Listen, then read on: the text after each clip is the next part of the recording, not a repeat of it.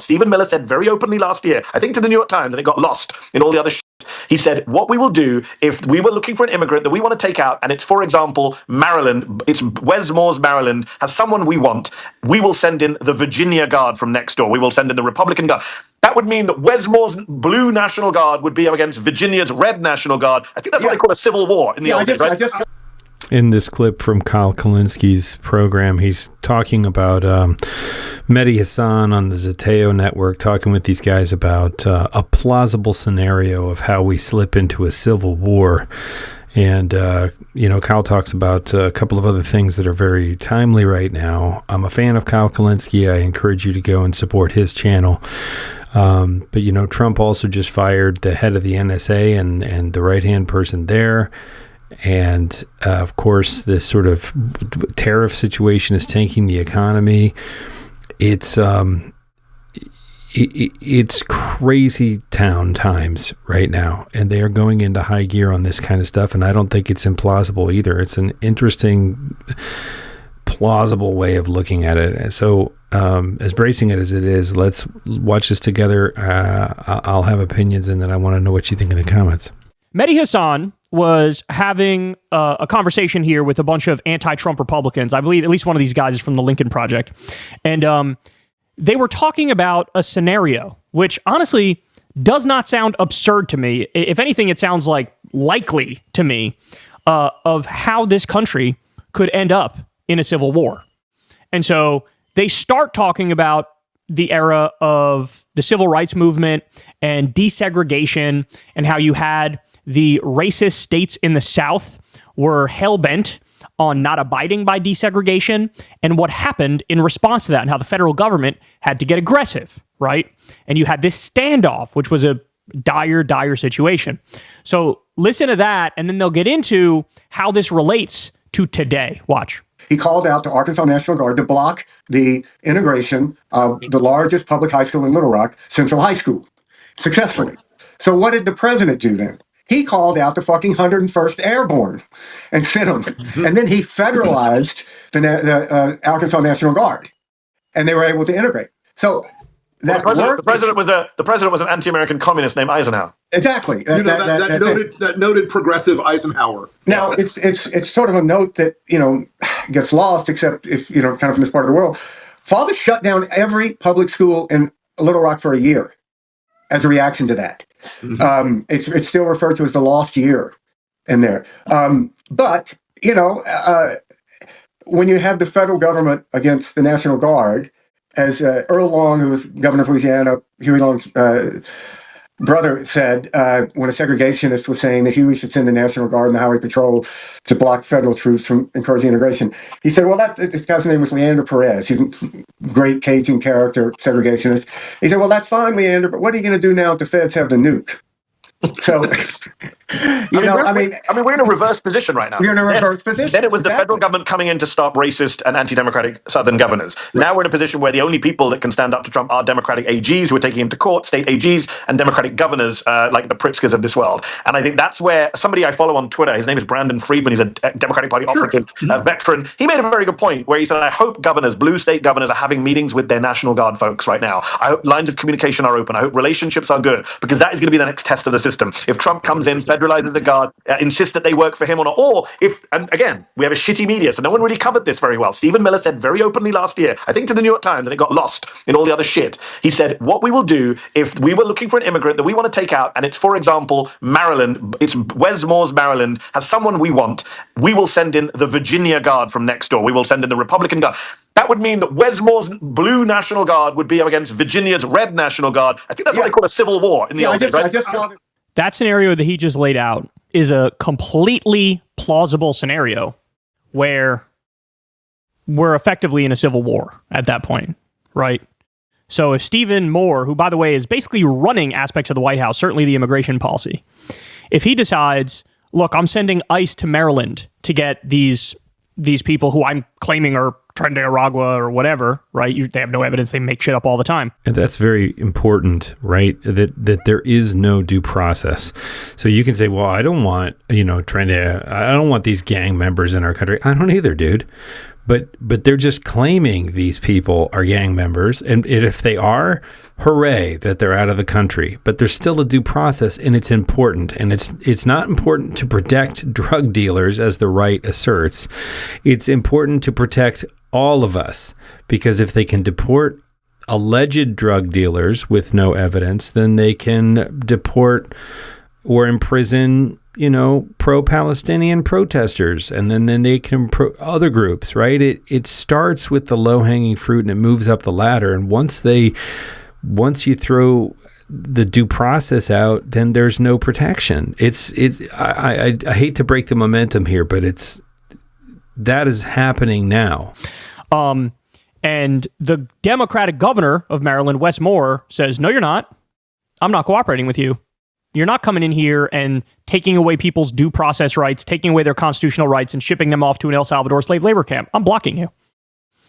Stephen Moore said, "I'll send the Red Virginia National Guard." Virginia, the governor is Youngkin, Republican. "I'll send the Virginia National Guard into Maryland to get these people."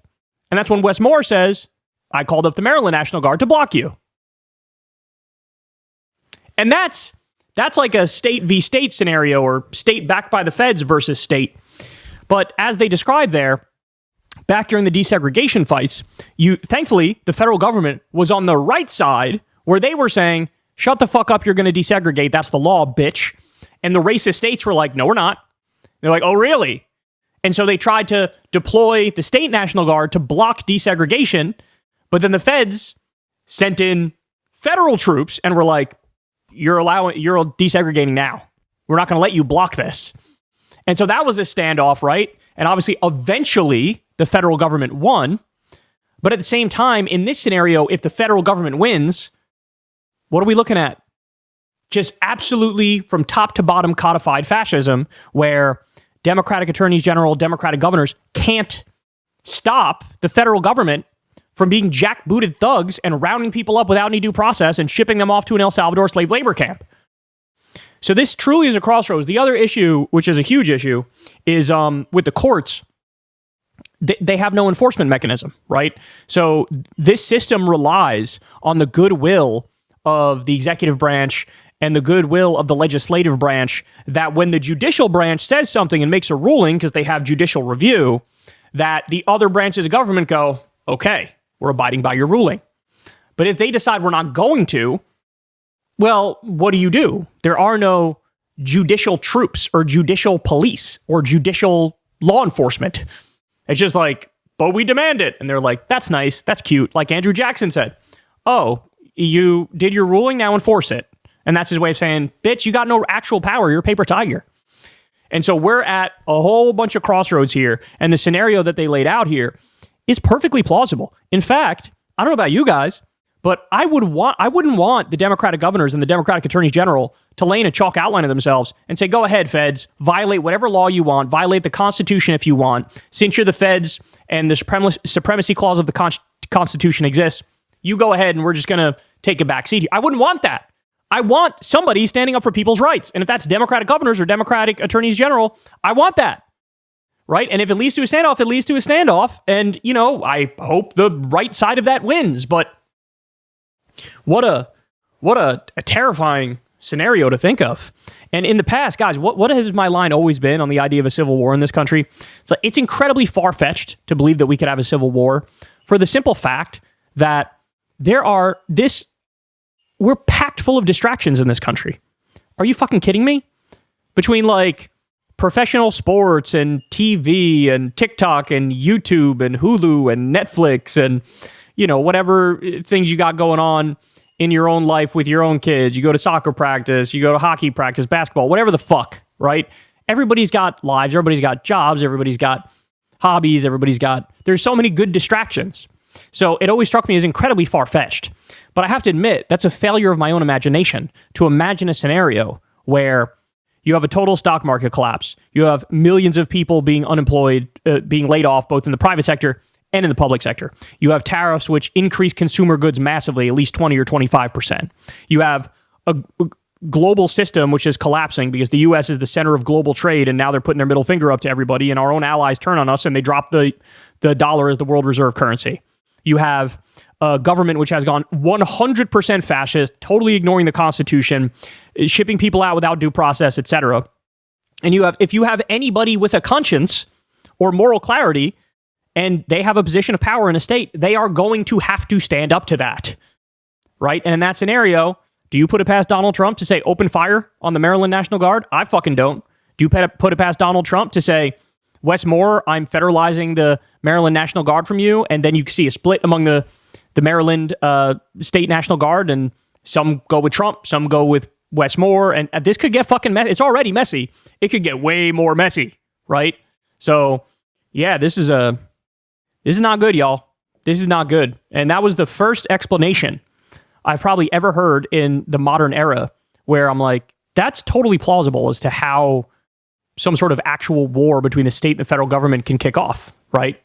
And I already think the ball is rolling on a number of things. I think the U.S., our time is limited being the world reserve currency because we've already pissed off all of our allies. They're already making other alliances now behind our backs because they're like, these people are unreliable. These people are chaotic. These people are not good to their word. These people could invade any of us. If he's saying I'm going to steal Greenland, what you think fucking Australia's sitting there like, we're good? No, you can fucking steal Australia too, right? They're all thinking this shit. And so TikTok, man, I don't know what the full unraveling is going to be or what the issue is going to be that makes it apparent to everybody, but I already think the ball is rolling. And that's a terrifying thought.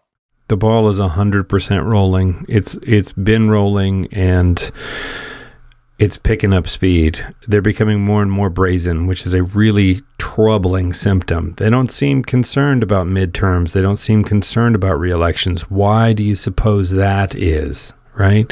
And this is the part where we start to sound like conspiracy theorists because it's a conspiracy. It's a conspiracy in plain sight to overthrow our democracy.